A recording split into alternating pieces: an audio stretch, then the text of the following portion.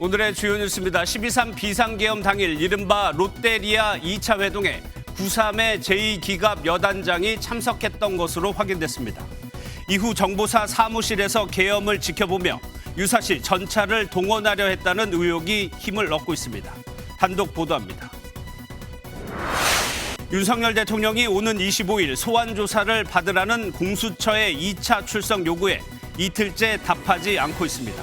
이번에도 일부러 받지 않고 있는 것으로 보이는데 윤 대통령에 대한 강제 수사가 이뤄질지 관심입니다.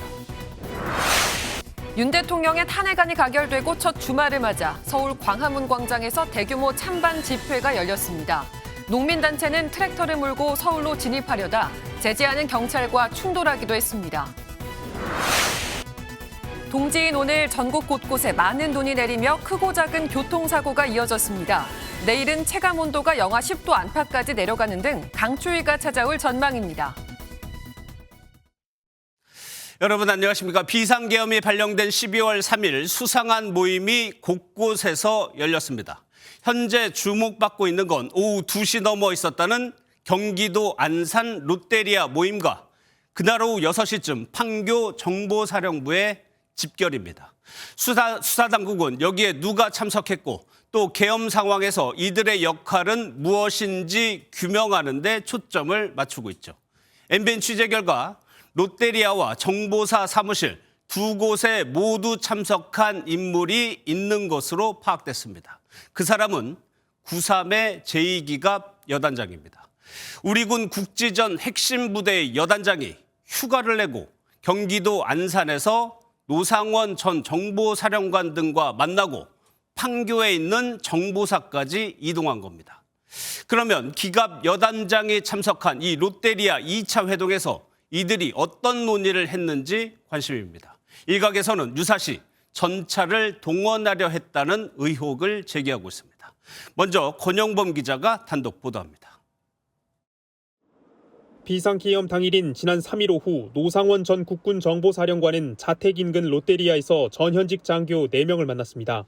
지난 1일에 이어 같은 곳에서 열린 두 번째 회동이었습니다. 이 자리엔 노 전 사령관을 비롯해 9.3회 제2기갑여단장 김용군 전 대령이 참석한 걸로 전해집니다. 나머지 한 명은 군사경찰병과는 아닌 걸로 알려졌습니다.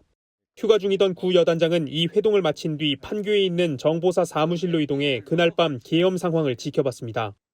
수도권 탱크부대 지휘관이 이곳에서 대기한 배경을 놓고 전차를 동원하려 한 것 아니냐는 추측도 나옵니다. 사실 여부에 대해서는 수사를 통해서 확인돼야 할 것으로 생각합니다. 회동 참석자로 지목된 국방부 조사본부 차장 김모 대령은 당시 조사본부에 있었던 정황이 확인됐습니다. 3일 부대 출입 기록에 따르면 김모 대령은 직원들과 점심을 먹고 오후 12시 50분 들어와 오후 5시 40분 부대를 나갔던 겁니다. 군 관계자는 MBN에 해당 출입 기록을 CCTV 영상과 함께 경찰에 모두 제출한 상태라고 설명했습니다. MBN 뉴스 권용범입니다. 롯데리아 2차 회동에 함께 있었던 인물 중 한 명인 김용군 전 국방부 조사본부 수사본부장이 조금 전에 구속됐습니다. MBN 취재 결과 김 전 본부장은 휴대전화를 비상계엄 뒤 교체한 것으로 드러났습니다. 경찰은 또 압수수색 때 확보한 노상원 전 사령관의 수첩을 자세하게 분석하고 있습니다. 이어서 노아린 기자가 취재했습니다. 김용군 전 대령은 국방부 조사본부 수사본부장 출신으로 2013년 국군 사이버사령부 정치댓글 공작 사건을 축소 은폐한 혐의로 징역 10개월을 선고받고 불명예 전역했습니다. 경찰 특수단은 비상계엄 당일인 12월 3일 롯데리아 2차 회동에서 노상원 전 사령관이 9.3회 2기갑여 단장 김 전 대령 등과 함께 별도의 정치인 체포조와 계엄 수사팀을 만들려 한 정황을 포착한 것으로 전해졌습니다. 김 전 대령은 조사 과정에서 진술을 거의 하지 않은 것으로 전해졌는데 계엄 뒤 휴대전화를 바꾼 사실도 MBN 취재 결과 확인됐습니다. 경찰은 이를 증거인멸 정황으로 판단해 구속영장을 신청했고 영장 심사를 포기한 김 전 대령은 조금 전 구속됐습니다. 경찰은 경기 안산에 있는 노 전 사령관의 주거지를 압수수색해 노 전 사령관의 수첩도 확보했습니다. 수첩에는 비상계엄과 관련된 짤막한 글이 간간히 적혀 있는 것으로 전해졌는데 경찰은 내용을 자세히 분석하고 있습니다. 노 전 사령관과 1차 햄버거 회동을 가진 문상호 정보사령관도 어젯밤 구속됐습니다. 계엄 국무회의에 관한 검찰 특수본 수사도 속도를 내고 있습니다. 특수본은 조규홍 보건복지부 장관과 김영우 통일부 장관을 소환한 데 이어 오늘은 박상우 국토교통부 장관을 참고인 신분으로 불러 계엄 전후 국무회의 상황을 조사했습니다. 박 장관은 계엄 당일 집 근처에서 택시를 잡지 못해 계엄 전 국무회의에는 참석하지 못했지만 계엄 해제를 위한 국무회의에는 참석했습니다. MBN 뉴스 노하린입니다. 앞서 보신 롯데리아 정보사 회동에 앞서 공관 회동까지 계엄을 앞두고 곳곳에서 군인들이 모였습니다. 주진희 기자와 뉴스 추적해 보겠습니다. 어서 오십시오. 예. 계엄을 누가 계획했고 포고력 누가 작성했는지 아직 정확하게 나오지 않고 있어요. 그런데 언론에서 주목하는 인물이 노상원 전 정보사령관입니다. 누굽니까? 네, 계엄 설계자의 의혹을 받고 있는 노상원 전 정보사령관은 지금은 유명한 점집 운영자로 알려집니다. 취재진이 이웃 주민들의 얘기를 들어보니까 점집은 20년 전부터 있었고 노 전 사령관은 여기에서 짐을 나르거나 운전 등을 한 것 같습니다. 전쟁이 아니에요. 원래 여자들은 군인은 얼마 안 됐는데 몇 년 됐는데 이래야 상상을. 주민들을 놀라게 했던 노 전 사령관은 육사 41기로 정보사령관까지 했고 김용현 전 장관과는 매우 친한 서운후배 사이지만 지난 2018년 부하 성추행 사건으로 전역을 했던 인물입니다. 또 계엄 당일 롯데리아 2차 회동에 참석한 김용군 전 대령은 학군 24기로 군사이버사령부 정치댓글 공작 사건을 축소 은폐한 혐의로 불명예 전역을 했습니다. 이 둘은 7사단에서 함께 근무했던 인연으로 친해졌다고 합니다. 예, 그러면은 예비역인 이 두 사람이 현역 후배들을 모아서 다양한 회동을 준비했다는 건가요? 네, 맞습니다. 이 둘이 현역에 있는 후배들을 불러서 계엄 직전까지 모임을 이어간 것으로 보입니다. 먼저 지난달 30일 김용현 전 장관의 공관 회동이 있었는데 여기에 노상원도 참석을 했습니다. 이어서 12월 1일엔 경기도 안산에 있는 노상원 집 앞 이른바 1차 롯데리아 회동을 했고요. 예. 여기서 노상원이 자신의 정보사 후배인 문상호 정보사령관 등을 불러서 선관위 서버를 확인해야 한다고 한 것으로 전해집니다. 계엄 당일 3일 낮엔 노상원, 김용군 그리고 9.3의 제2기갑 여단장이 2차 롯데리아 회동을 했다는 사실이 새롭게 알려졌습니다. 마지막으로 계엄날 저녁 정보사에서 회동이 있었는데요. 9.3의 문상호, 김봉규, 방정환 등이 모였고 여기에서 선관위 직원들을 체포하자는 언급이 있었다는 의혹이 있습니다. 예, 저희가 앞서 단독 보도해드린 내용이 이 9.3의 여단장이 롯데리아 정보사 회동 다 있었다는 건데 그러면 구 여단장의 역할은 뭐라고 봐야 돼요? 일단 민주당은 9.3의 여단장의 역할을 이렇게 보고 있습니다. 최전방 탱크 부대인 제2기갑 여단장이기도 합니다. 노상원이 청와대 군사관리관 근무 시에 수방사 경비단을 근무한 인연으로 포섭됐다고 알려졌습니다.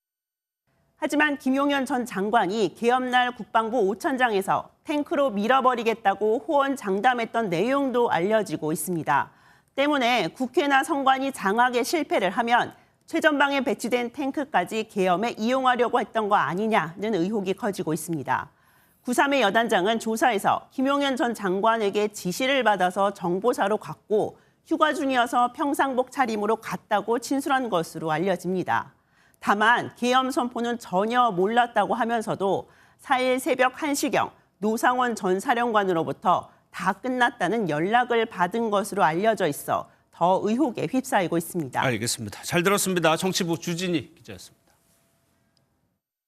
이번엔 공수처의 수사 상황 짚어보겠습니다. 공수처는 윤 대통령에게 25일에 출석해 조사를 받으라고 했습니다. 2차 출석 요구인데요. 윤 대통령은 답을 하지 않고 있죠. 공수처는 윤 대통령이 계속 출석 요구서를 수령하지 않거나 정당한 사유 없이 소환에 응하지 않으면 체포영장을 검토할 계획인 것으로 전해졌습니다. 현지호 기자입니다. 검찰 특별수사본부가 윤석열 대통령에게 두 번째로 소환조사를 요구한 날짜는 원래 오늘이었습니다. 사건이 고위공직자범죄수사처로 이첩된 직후인 어제 공수처는 윤 대통령에게 오는 25일 출석을 통보했습니다. 지난 16일에 이은 2차 소환 통보입니다. 혐의로는 내란 우두머리, 직권남용 권리행사 방해를 적시했습니다. 윤 대통령은 앞서 검찰 출석 요구 때와 마찬가지로 이번에도 아무 답변을 하지 않고 있습니다. 윤 대통령 측은 변호인단 구성, 중복 수사 등을 이유로 공수처와 검찰의 출석 요구를 사실상 거부해왔습니다. 의도적인 시간 끌기로 수사를 거부하고 있다는 지적에 윤 대통령 측은 변호인단 구성이 아직 끝나지 않았다는 점을 강조하기도 했습니다. 대응하는 어떤 입장에서는 좀 여러 가지 준비가 필요하지 않겠습니까? 이걸 시간 끌기라고 하는 것은 아직은 정말 그것 또한 너무나 성급한 평가다. 윤 대통령이 계속 소환 요구에 불응할 경우 강제 수사 가능성은 커지고 있습니다. 수사 기간은 일반적으로 피의자가 정당한 사유 없이 3차례 이상 출석 요구를 거부할 경우 체포영장 청구를 검토합니다.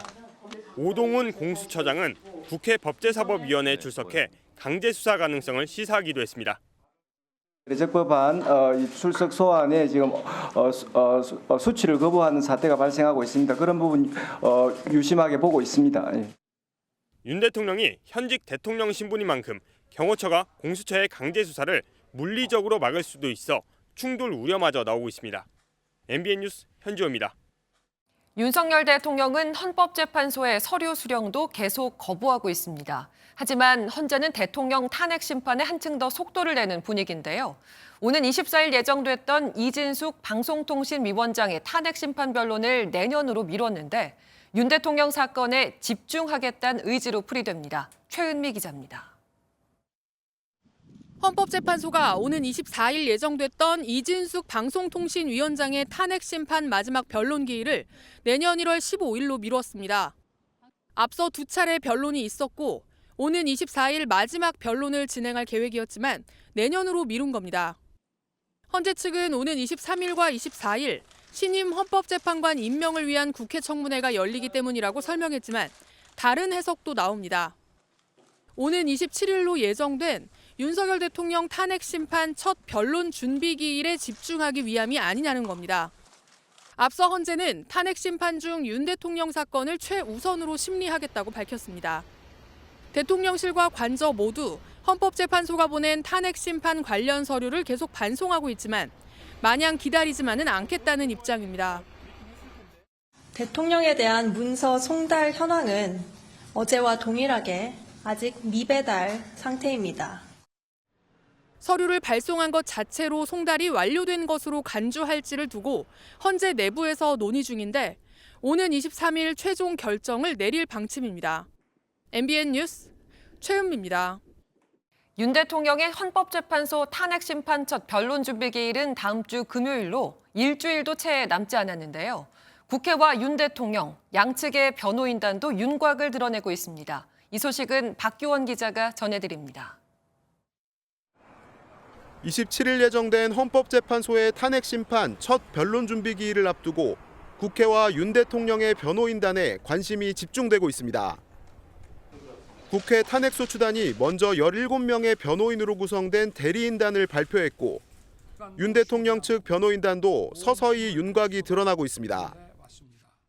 국회 측에서 가장 눈에 띄는 변호인은 진보 성향으로 알려진 김희수 전 헌법재판관입니다. 김 전 재판관은 2012년 헌법재판관에 임명돼 6년간 각종 사건을 심리했는데 박근혜 대통령 탄핵 심판 사건 당시 심리부터 선고까지 참여해 파면 의견을 낸 바 있습니다. 함께 변호인으로 합류한 송두환 전 국가인권위원장, 이광범 전 서울고법 부장판사도 진보 성향으로 분류되는 인물들입니다. 반면 윤 대통령 측은 보수 성향의 검사 출신 법조인들을 중심으로 변호인단을 꾸리고 있습니다. 김홍일 전 방송통신위원장, 윤갑근 전 고검장이 수사부문을 담당할 것으로 보이는데 두 사람 모두 검사 출신으로 과거 윤 대통령과 인연이 있습니다. 석동현 변호사는 변론에는 참여하지 않고 언론 대응과 대외 창구 역할을 하고 있습니다. 탄핵 심판 부분에서는 헌법 전문가인 배보윤 변호사가 거론되고 있는 것으로 알려졌습니다. 헌법연구관 출신인 배 변호사는 박근혜 전 대통령 탄핵 심판 당시 공보관 역할을 맡기도 했습니다. 첫 변론 준비 기일이 일주일도 채 남지 않은 가운데 변호인단 간의 치열한 법리 다툼이 벌어질 전망입니다. MBN 뉴스 박규원입니다. 이재명 대표까지 나서 민주당은 한덕수 대통령 권한대행에 탄핵을 거론하며 압박하고 있죠. 민주당은 장외 여론전도 다시 강화하고 있습니다. 조희로 기자의 보도 보시고 뉴스 추적으로 이어가겠습니다. 한덕수 대통령 권한대행이 양곡관리법 등 6개 법안에 대해 거부권을 행사한 것을 두고 민주당은 크게 반발했습니다. 한덕수 총리는 국가적 위기 상황에서 역사에 기록될 자신의 마지막 모습이 어떤 것이어야 하는지 심사숙고하길 바랍니다. 한 대행을 향해 조기 탄핵 카드도 다시 꺼내들었습니다. 탄핵 가결 이후 이재명 대표가 한 권한대행에 대한 탄핵은 하지 않겠다고 했지만 이후 한 대행이 정책 법안에 대한 거부권을 행사하고 국민의힘과 고위 당정 협의를 하자 기류가 바뀐 겁니다. 한 권한대행은 더 이상 국민 뜻을 저버리지 않기를 바랍니다. 공직자가 두려워해야 하는 것은 민의이지 무력이 아닙니다. 헌법재판관 임명과 특검법 수용을 하지 않으면 실제 탄핵으로 이어질 수 있다는 강한 압박입니다. 아울러 민주당은 장외 여론전에도 힘을 쏟고 있습니다. 이재명 대표는 SNS에 현 상황을 5.18 민주화운동에 빗대며 5월 광주의 빛은 촛불을 넘어 빛의 혁명으로 나아가고 금남로의 주먹밥은 여의도 선결제로 부활했다며 시민들의 참여를 독려했습니다. 민주당은 또 모레부터 1월 초까지 대통령 탄핵 전까지 진행했던 비상행동을 재개하고 국회 차원의 내란 국정조사 특위도 서두르고 있습니다. MBN 뉴스 조희로입니다. 국회팀 이병주 기자 나와 있습니다. 어서 오세요. 예. 총리의 권한 행사를 두고 같은 당 안에서도 적극적으로 역할을 해라. 아니다, 하지 마라. 의견이 분분해요. 네, 이게 여야의 입장이 쟁점 현안, 특히 인사 문제와 맞물려 가지고 그때그때 달려 보이기 때문에 헷갈려 하시는 분들이 많습니다. 예. 그렇지만 대체로 국민의힘은 대통령 권한대행의 적극적인 권한 행사에 힘을 싣고 있고요. 민주당은 최소한의 역할만 주문하고 있다. 이렇게 보시면 이해하기 쉽습니다. 예. 그러면 사안별로 한번 어떻게 엇갈리는지 한번 볼까요? 네, 먼저 인사 문제 중에 헌법재판관 임명은 윤석열 대통령 탄핵 심판과 맞물려서 최대 관심인데요. 예. 민주당은 임명하라, 국민의힘은 한덕수 권한대행에게 그런 권한이 없다, 이런 입장입니다. 예, 그런데 앞서 이 기자가 국민의힘은 대통령 권한대행의 적극적인 권한 행사에 힘을 싣고 있다고 했잖아요. 네, 그런데 이번 헌법재판관을 누가 추천했는지 먼저 보셔야 합니다. 이번 후보자 3명 모두 국회 추천 몫인데요. 말씀드린 대로 국회 중심을 외치고 있는 민주당은 권한대행은 형식적으로 승인만 하면 되는 것이라고 주장하고 있습니다. 반면 국민의힘은 권한대행이 헌법재판관을 임명할 수 없다면서 한 대행을 압박하고 있는데요. 장관 임명은 가능하지만 다른 헌법기관 구성 문제는 대통령의 권위가 확정돼야 권한대행이 할 수 있다. 이런 설명입니다. 헌법기관을 구성하는 권한은 행정부의 수반이 아닌 국가 원수의지에서 나오는 권한입니다. 반면 국무위원 임명에 대해서는 국민의힘이 찬성하고 있는 거고요. 네, 권성동 원내대표 겸 대표 권한대행이 그렇게 말을 했죠. 나아가 현재 공석인 국방장관과 행안부 장관에 대해서는 치안과 안보, 공백 우려를 해서 서둘러서 임명해야 한다. 이런 입장입니다. 반면 민주당은 국회가 통과시킬 헌법재판관 임명 이외에 고위공직자에 대한 인사는 탄핵 사유가 될 수 있다고 벼르고 있습니다. 앞서 이재명 민주당 대표도 정부 안에는 대행 시스템이 잘 갖춰져 있어서 너무 걱정하지 않아도 된다 이렇게 말한 바 있습니다. 대한민국에는 유고 또는 고리 시의 대행 체제라고 하는 게 아주 확고하게 잘 갖춰져 있습니다. 충분히 감당할 만한. 인사 문제 말고도요. 정치권에서 예민한 것이 내란 특검법이랑 김건희 여사 특검법이거든요. 네, 앞서 국민의힘은 권한대행이 국회로 돌려보낸 정책법안 6개에 대해서 당연한 책무를 행사했다 이렇게 두둔을 했습니다. 네. 일반 특검과 김건희 특검법에도 거부권을 행사해야 한다고 하고 있는데요. 민주당은 두 특검법에 대해 거부권을 행사할 경우 한 권한대행을 탄핵하겠다며 압박하고 있습니다. 이미 한 권한대행에 대한 탄핵소추안을 만들어뒀다면서 국회를 통과한 특검법을 조속히 공포하라고 압박했습니다. 내란을 비호한 내란 대행으로 역사에 기록될 것인지 크리스마스 전에 결정될 것입니다. 두 당으로부터 압박을 받고 있는 한덕수 권한대행의 고민 깊을 수밖에 없는데요. 일각에서는 한 권한대행이 국민의힘 요구대로 정책 법안에 대해 거부권을 행사한 만큼 헌법재판관 임명과 특검 문제는 민주당 요구를 어느 정도 수용하지 않겠냐, 이런 관측도 나옵니다. 알겠습니다. 지금까지 이병주 기자였습니다. 국민의힘은 아직 비대위원장을 정하지 못하고 있습니다. 일단 권성동 원내대표와 권한을 나누는 투톱 체제로 가닥은 잡았지만 인물난에 부딪혔습니다. 권영세, 나경원 의원이 거론되지만 친윤계에서는 참신한 외부 인사가 필요하다는 주장도 나오고 있습니다. 유호정 기자의 보도입니다. 비대위 출범을 앞둔 국민의힘에서는 경륜 있는 원내 인사가 당을 수습해야 한다는 의견과 함께 유력 후보로 권영세, 나경원 의원이 거론됐습니다. 다만 범친윤계로 분류되거나 대통령 탄핵에 반대했다는 점에서 돌아선 민심을 잡기엔 한계가 있다는 지적이 나옵니다. 친윤 핵심 의원도 MBN에 참신한 외부 인사를 찾아야 한다고 밝혔습니다. 당내 중진급 전직 의원도 원내 중진들이 대통령에 직언하고 제대로 역할을 했다면 계엄은 없었을 것이라며 수술대에 올라야 할 사람이 수술을 집도하겠다고 나선 꼴이라고 비판했습니다. 김재섭 의원과 윤희숙 전 의원의 이름도 올랐지만 본인들이 고사한 것으로 전해졌습니다. 친한계를 중심으로는 윤 대통령과 확실한 거리 두기를 해야 한다는 주장이 나옵니다. 윤석열 대통령이 잘못되었다. 입장 협조하겠다는 정확한 입장 표명을 할 수 있는 분이에요. 선수별로 의견을 수렴한 권성동 원내대표는 다음 주 초 비대위원장 후보를 지명할 예정입니다. MBN 뉴스 유호정입니다. 오늘도 서울 광화문 일대에선 대규모 집회가 열렸습니다. 같은 곳을 찾았지만 마음은 달랐는데요. 한쪽에선 파면 촉구를, 다른 쪽에선 탄핵 무효를 외쳤는데 우려했던 양측의 충돌은 없었습니다. 최민성 기자입니다. 윤석열을 즉각 체포하라!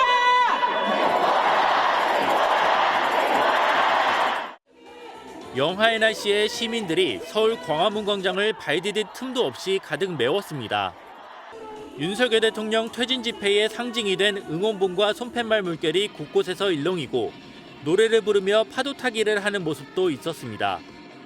경찰 추산 2만 5천 명의 시민들은 소환 조사를 거부하고 있는 윤석열 대통령을 규탄하며 헌법재판소의 탄핵안 인용을 촉구했습니다. 저는 사실 2016년에도 광화문에 와본 경험이 있거든요. 솔직히 짜증납니다. 이거를 2번이나 겪어야 되는 게. 서울 한남동 대통령 관저 앞에서는 시민들이 서명한 시민 체포영장 전달 퍼포먼스가 벌어졌습니다. 윤석열 대통령은 오늘부로 대통령으로 다시 복귀한다! 400여 미터 떨어진 광화문 한쪽에서는 보수단체의 맞불 집회도 진행됐습니다. 경찰 추산 3만여 명의 시민들은 윤 대통령에 대한 국회의 탄핵안 가결은 무효라고 주장했습니다.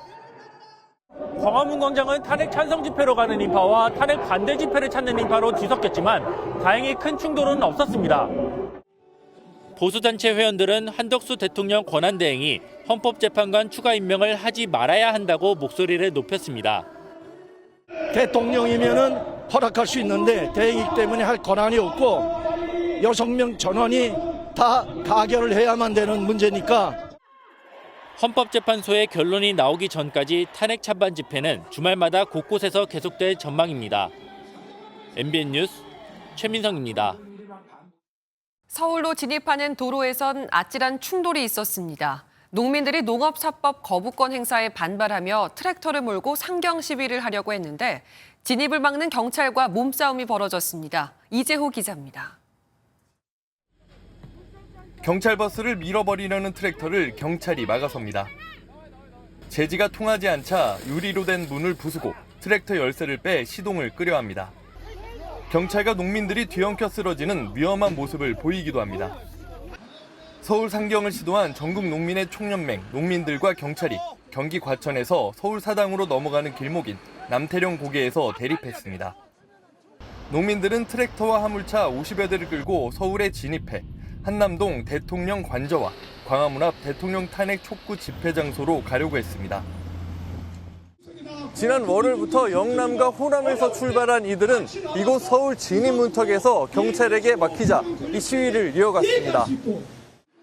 다행히 크게 다친 사람은 없었고 트랙터 3대 정도가 서울 진입을 하긴 했지만 얼마 못 가 경찰에 막혔습니다.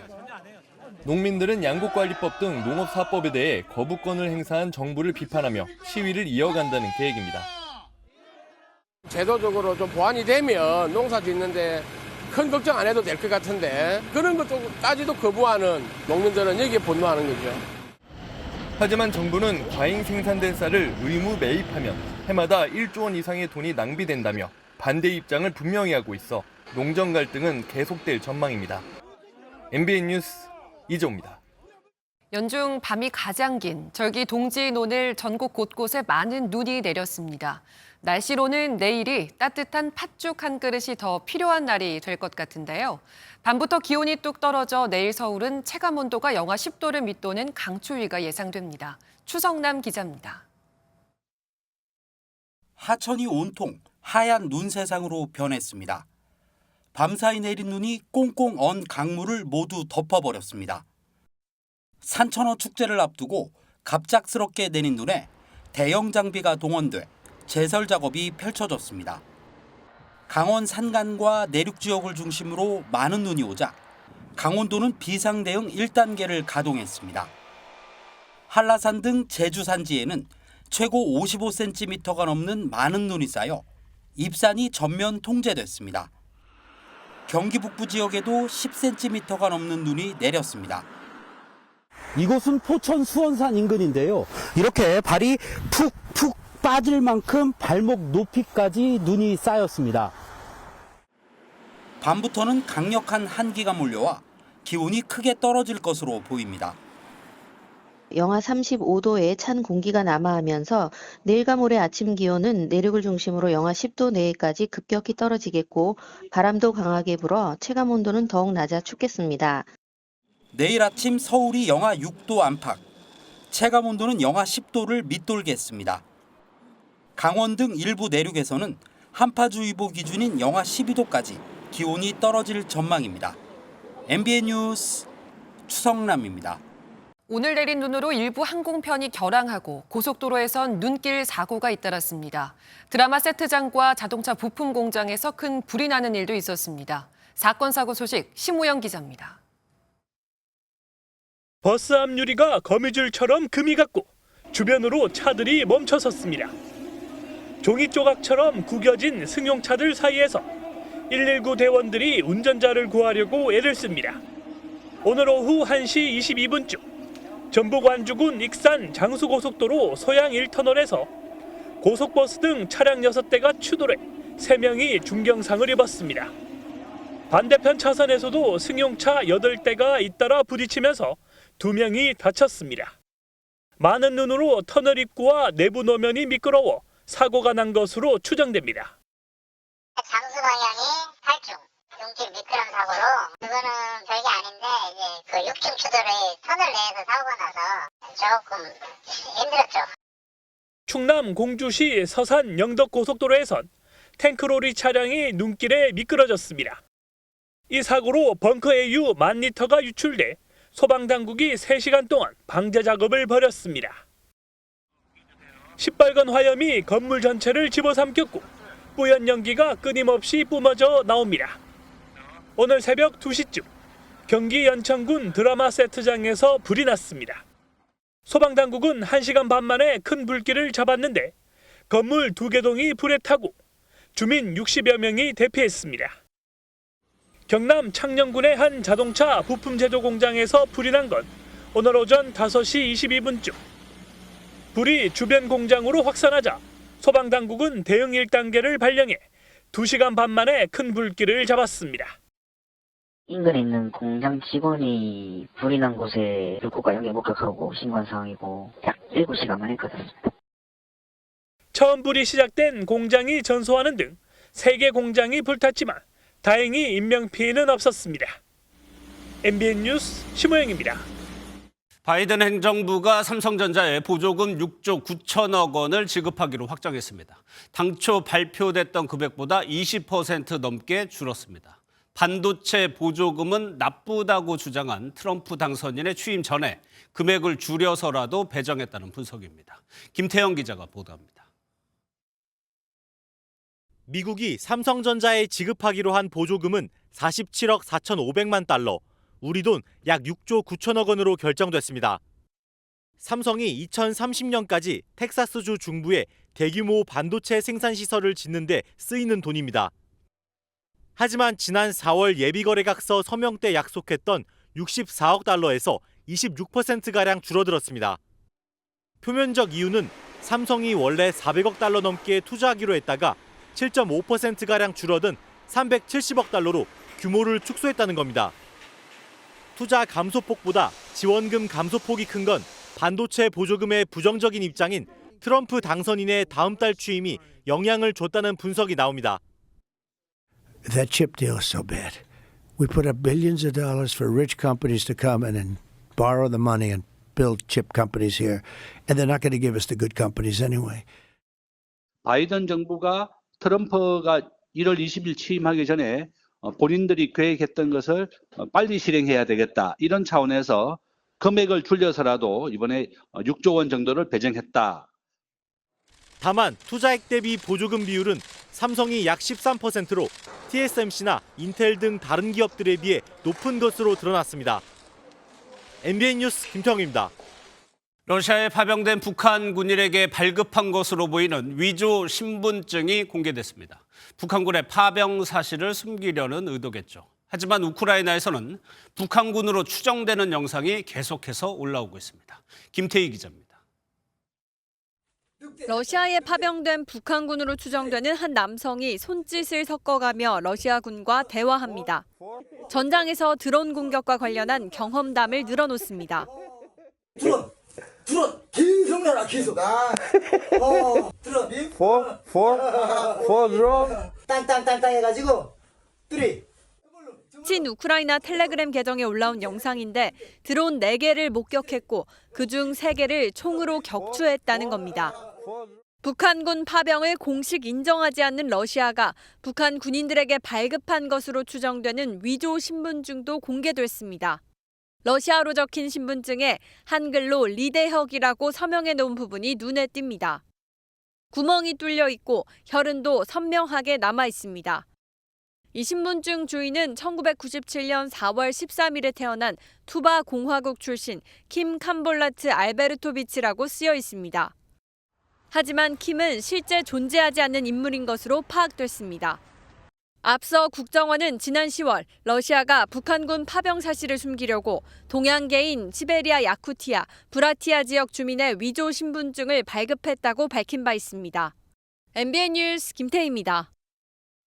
잦은 폭력 사태로 악명이 높은 타이완 의회에서는 쟁점 법안 처리를 놓고 또다시 육탄전이 벌어졌습니다. 독일에선 크리스마스를 맞은 시장에 차량이 고속으로 돌진해 70명의 사상자가 발생했습니다. 김경기 기자가 보도합니다.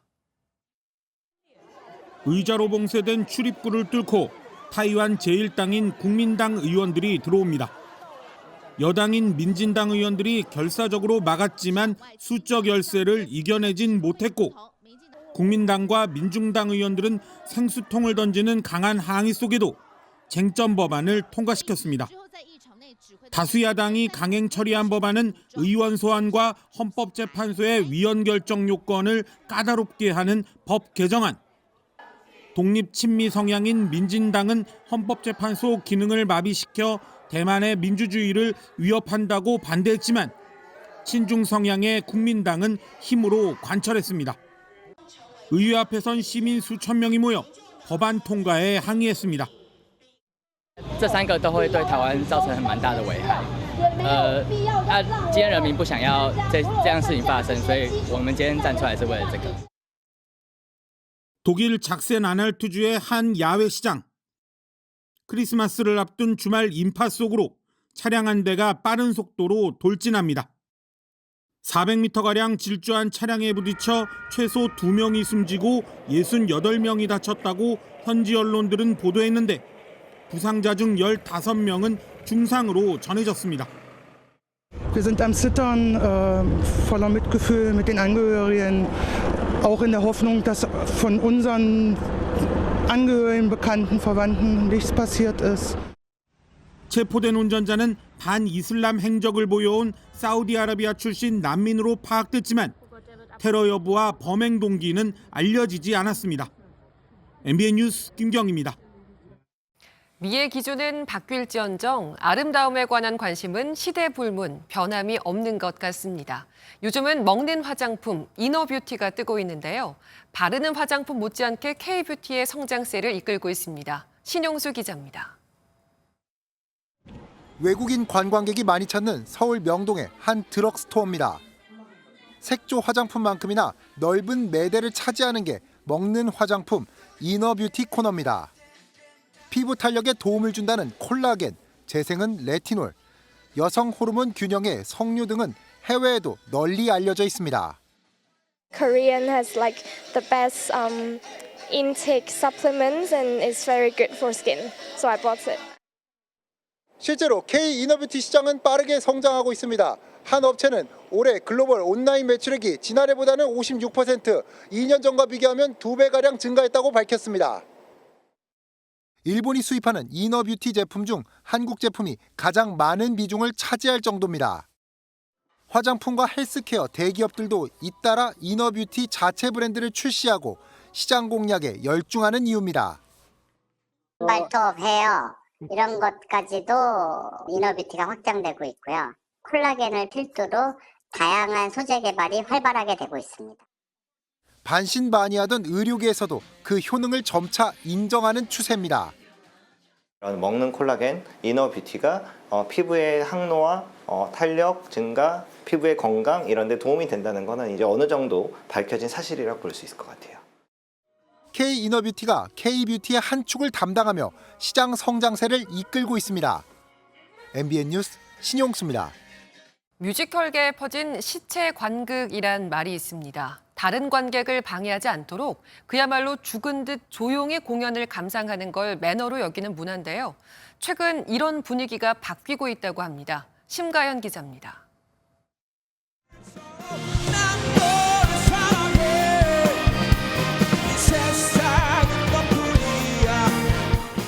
가수 윤도현 씨가 부르는 붉은 노을에 맞춰 관객들이 합창하며 야광봉을 흔듭니다. 콘서트장이 아닌 뮤지컬 커튼콜 모습입니다. 또 다른 뮤지컬의 배우들도 마이크를 관객 쪽으로 돌리며 적극 호응을 유도합니다.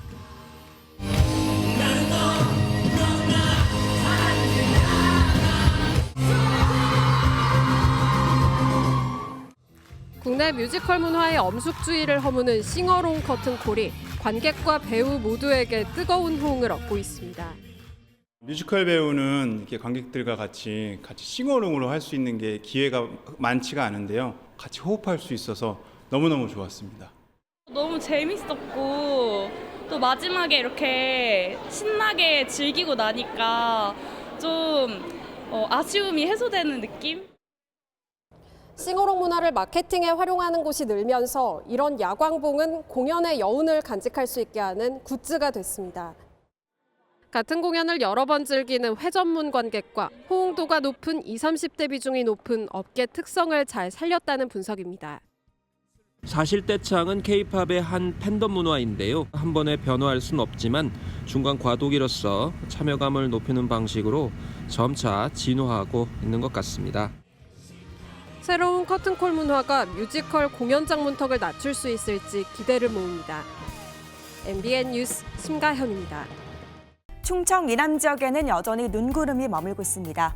대부분 오늘 밤에 그치겠지만 전남 서해안은 내일 아침까지, 제주 산지는 내일 낮까지 5에서 10cm의 눈이 더 이어지겠습니다. 눈비구름 뒤로는 강한 한기가 밀려와 내일 아침에는 기온이 큰 폭으로 떨어지겠습니다. 특히 경기 북동부와 강원, 충북 북부에는 한파특보가 내려진 가운데 이들 지역은 아침에 체감온도가 영하 15도를 밑돌겠고요. 서울도 영하 6도에 체감온도는 영하 12도까지 떨어지겠습니다. 또 강풍특보가 발효 중인 해안가를 중심으로는 내일까지 초속 20m 이상의 돌풍이 몰아치겠고요. 특보가 내려지지 않은 지역에서도 초속 15m 안팎의 강한 바람이 불겠습니다. 내일은 전국이 맑겠고 공기도 깨끗하겠습니다. 동해안 지역은 대기가 건조하겠습니다. 내일 중부지방 아침 기온은 춘천 영하 11도, 대전 영하 6도로 오늘보다 크게는 10도가량 낮겠고요. 한낮에도 3도 안팎까지 오르는데 그치겠습니다. 남부지방도 아침에 전주와 대구가 영하 4도까지 떨어지겠습니다. 다가오는 성탄절에는 눈비 소식 없이 하늘에 구름만 많겠습니다. 날씨였습니다.